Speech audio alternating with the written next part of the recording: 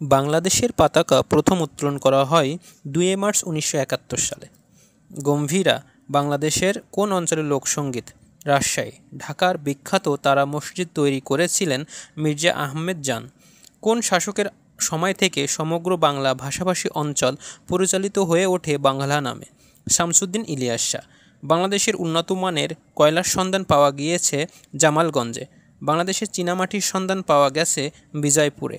মহেস্থানগড় এক সময় বাংলার রাজধানী ছিল, তখন তার নাম ছিল পুণ্ডনগর। একটি কাঁচা পাটের গাইটের ওজন কত? 4.5 মণ। বাংলাদেশের জাতীয় পতাকা মাপের অনুপাত হচ্ছে 10:6।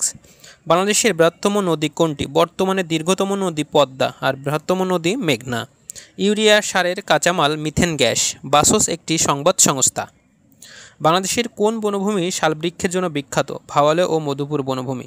চীন বাংলাদেশ মৈত্রী সেতু 1 নির্মাণের প্রধান উদ্দেশ্য দেশের